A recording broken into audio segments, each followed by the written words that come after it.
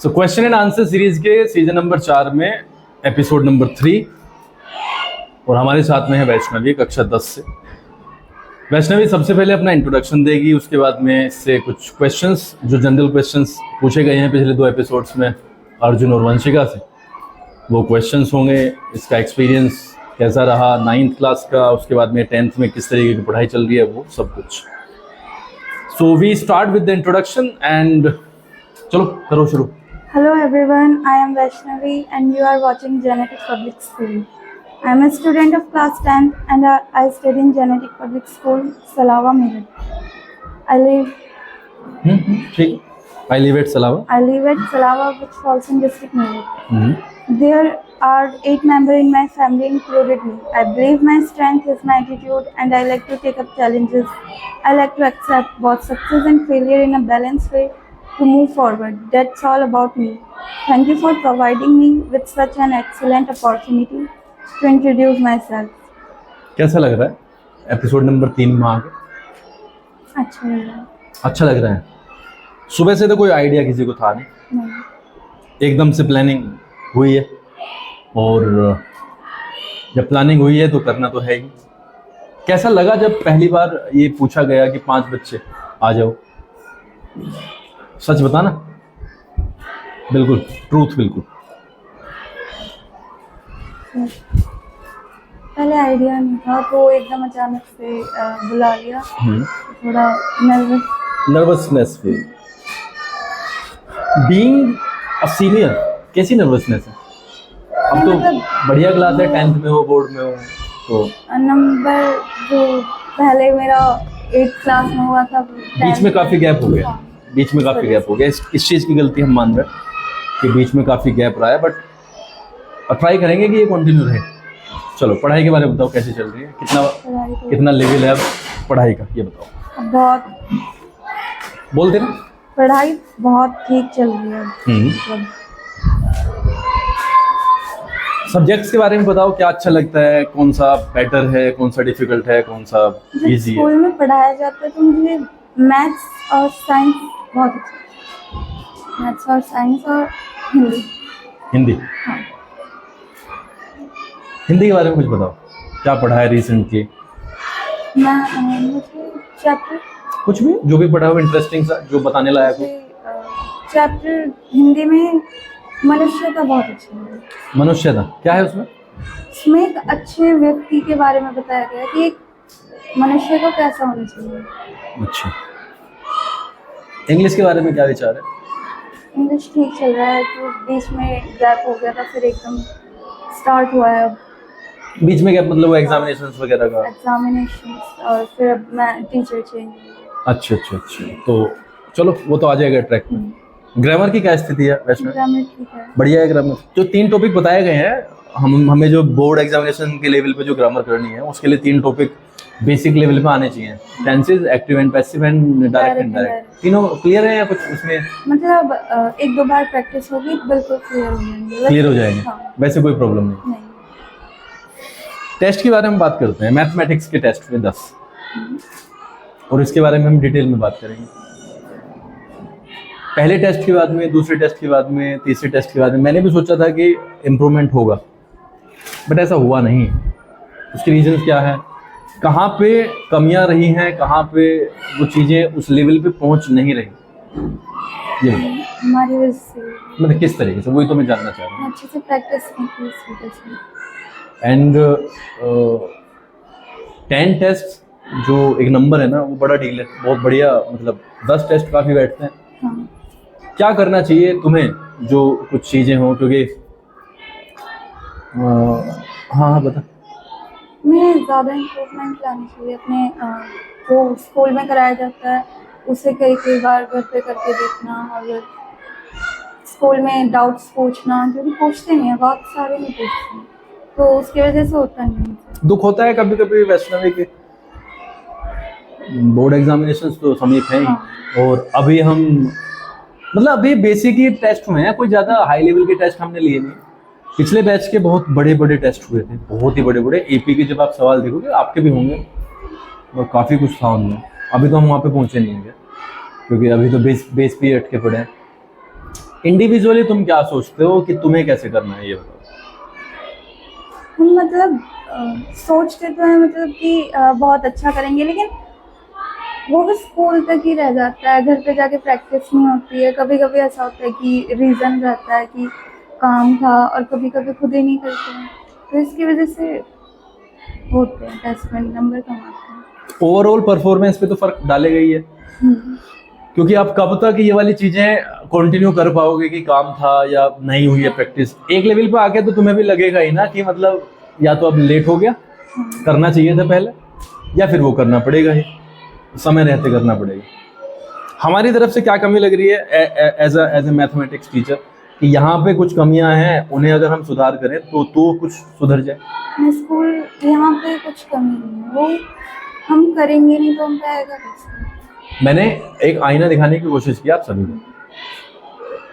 मैं इस बात से बिल्कुल एग्री करता हूँ कि एक बच्चे को इंडिविजुअल परफॉर्मेंस से मतलब है, क्योंकि वो जैसा करेगा वो उसका मालिक है। बट एक स्कूल में टीचर होने के नाते और स्कूल का मालिक होने के नाते मुझे मतलब है पूरी क्लास से।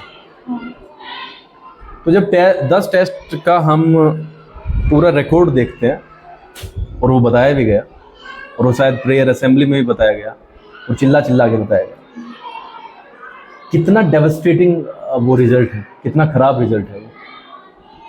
क्योंकि टोटल नंबर 4700 में से शायद बताए गए थे, और वो बहुत डाउन है, बहुत ज़्यादा डाउन।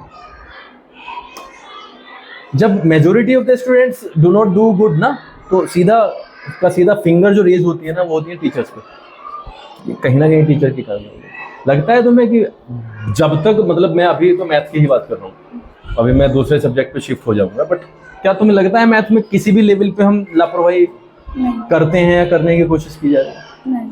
तो वो क्यों नहीं आ पा रहा, आउटपुट क्यों नहीं आ रहा, आउटकम क्यों नहीं आ पा रहा? स्कूल में पूरी मेहनत होती है, लेकिन घर पे जब तक मेहनत नहीं करेंगे तब तक कहाँ आएगा। क्या करना चाहिए फिर हमें ताकि रिजल्ट आए? तो आप तो पूरा ही कर रहे हो, करना तो हमें। मतलब चलो आपके जैसे बच्चे भी कर लेंगे, ठीक है, वो हो गया 10 टेस्ट में हो गया ऊपर नीचे, बट बहुत सारी चीज़ें हैं जो क्लास में होनी नहीं चाहिए बट होती हैं। जैसे टीचर पढ़ा रहा है तो बच्चे हंस रहे हैं, बात कर रहे हैं। इसके ऊपर मतलब किस तरीके से रोक लगे, क्या सलाह है, क्या सजेशन है?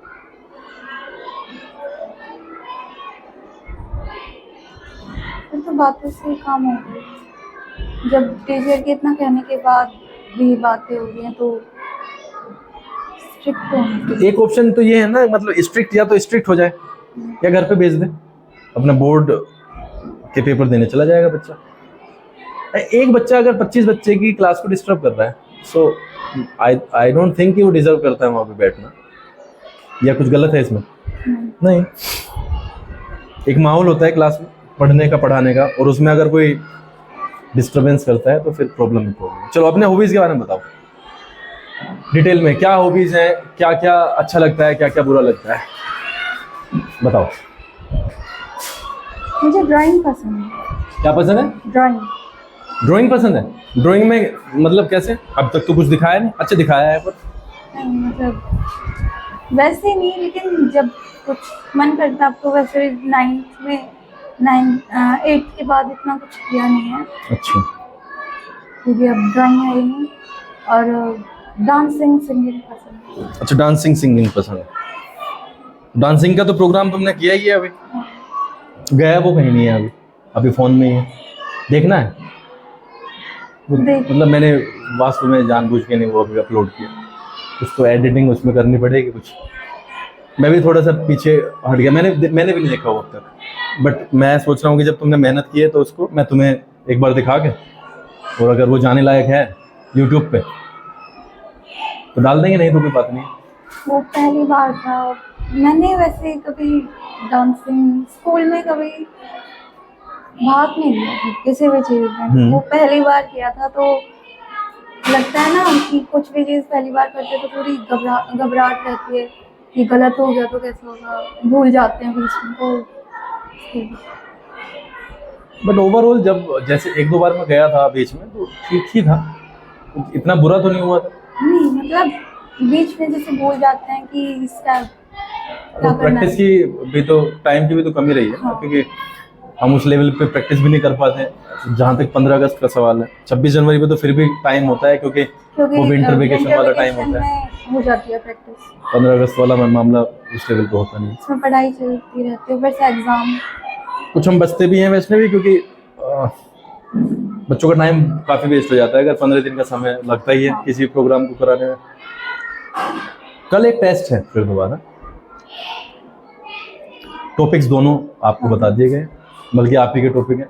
एक तो एपी तो आपका ही है, दूसरा आपको डाला गया है, क्योंकि एपी का अकेले टेस्ट लेने का कोई मतलब नहीं बनता, क्योंकि अब तुम सितंबर में हो तो एक एक चैप्टर का अगर हम वैसे टेस्ट लेंगे।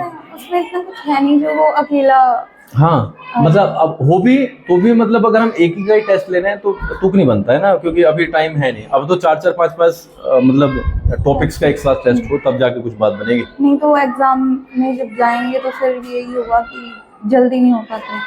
अभी भी आप देखो, टेस्ट में इतनी प्रैक्टिस हो जाती है कि जो 4-5 टॉपिक एक साथ आते हैं तो हमें इतना अंदाजा हो जाता है कि हमारी जो राइटिंग स्किल्स वगैरह हैं और हमारी स्पीड कितनी है वो इम्प्रूव होती है। अब मैं अभी अगर आप पिछले 3-4 दिन को ऑब्जर्व करो, आप तो शायद एक्स्ट्रा क्लास में आए थे ना सर। हाँ। तो एनसीईआरटी से कुछ नहीं हुआ है हमारा। एनसीईआरटी से बस कुछ ही आते हैं। हाँ 3-4 दिन में हमने कुछ ऐसे सवाल किए हैं जो एनसीईआरटी का पार्ट नहीं थे। 30-35 सवाल हो गए। हाँ। और अगर हम इसी वाली स्पीड से बढ़ते रहते हैं तो हजारों सवाल हो जाएंगे। हजारों सवालों से बाहर आने नहीं वाला, क्योंकि बहुत सारी चीजें अगर आप पिछले एग्जाम्स को देखोगे तो वो पैटर्न में है, ये आएंगी ही आएंगी। उसके बावजूद बच्चा तैयारी नहीं करता है। अब आप मुझे बताओ, 2 टॉपिक्स हैं आपके, एपी और स्टैटिस्टिक्स। कल के परफॉर्मेंस के बारे में अगर मैं अभी से जानने का एक प्रयास करूँ तो कितना रहेगा, कैसे रहेगा? 20 नंबर का टेस्ट होगा, काफ़ी छोटा। कहाँ तक उम्मीद है? Minimum 15 minimum. 5 नंबर कहाँ पे जाएंगे? नहीं मतलब अभी आज और प्रैक्टिस होगी, फिलहाल कैसे? फिलहाल 15 पे हो। हाँ। तो आज की प्रैक्टिस के बाद में 1-2 नंबर का और हो सकता है। कहाँ पे लगता है, कहाँ पे नंबर कट सकते हैं अगर मैं अभी राइट नाउ आपसे पूछूं? कैलकुलेशन में दिक्कत है। मतलब वो ना जैसे वो डिजिट बड़ी आ जाती है तो उसकी वजह से मिस्टेक हो जाती है। अच्छा। चलो प्रैक्टिस से होगी गायब। हाँ। सडनली मैसेज देखा होगा फोन में पड़ा हुआ, अमरीश जी का शायद गया, ब्रॉडकास्ट में गया हो। तुमने ही देखा है, मम्मी ने देखा, पापा ने देखा? टेस्ट। हाँ वो पूरा का पूरा जो गया था ना, टेस्ट की जो लिस्ट गई है, अमरीश जी ने मम्मी भेजी थी। क्या रिएक्शन था? नंबर्स तो देखे होंगे, क्या था? मम्मी ने पूछा था इतने कम नंबर क्यों आए। फिर उसके बाद कहा अगर अगली बार अच्छे नहीं आए तो पनिशमेंट मिलेगी, डांटा था। पापा को चला पता? नहीं पापा से नहीं बताया था, लेकिन अगर इस बार अच्छे नंबर नहीं आए तो पापा से मम्मी को बताऊंगा। पर्सनली कैसा फील हो रहा है, क्योंकि मैं तुम्हें एक मतलब कंसीडरेबली अच्छे बच्चों में देखता हूँ, बट 10 टेस्ट की अगर मैं परफॉर्मेंस देखूँ तो वहाँ से डाउन है। और मतलब डाउन नहीं है, वो काफ़ी ही डाउन है। पर्सनली कैसा फील होता है मतलब ऐसा करने के बाद? अच्छा नहीं लगता, मतलब गलती तो हमारी है लेकिन फिर भी लगता है कि अगर हम और मेहनत करते तो अच्छे आते। हमारी मेहनत में ही कमी थी तो इसलिए अच्छे मार्क्स नहीं।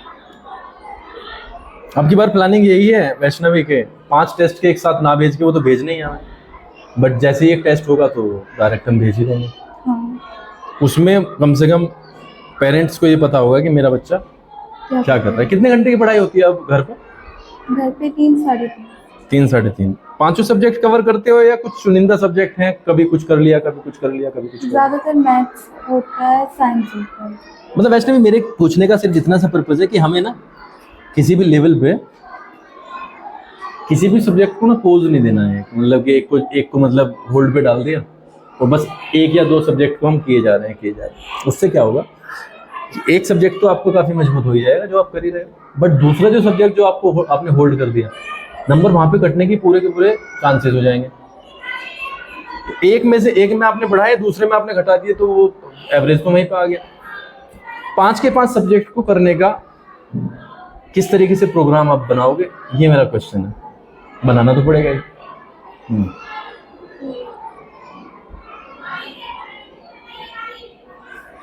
3-3.5 घंटे आप पढ़ रहे हो, और वो मैं समझता हूँ कि उसमें ज़्यादातर पार्ट मैथ का होता ही होगा।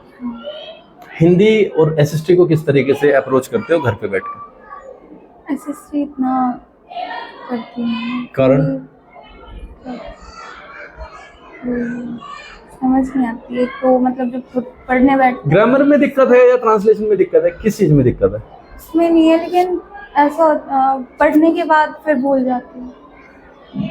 तो कंटिन्यूअसली एक कहानी के तरीके से इंटरेस्ट लेके वो पढ़नी पड़ेगी, तब जाके वो कुछ होगा।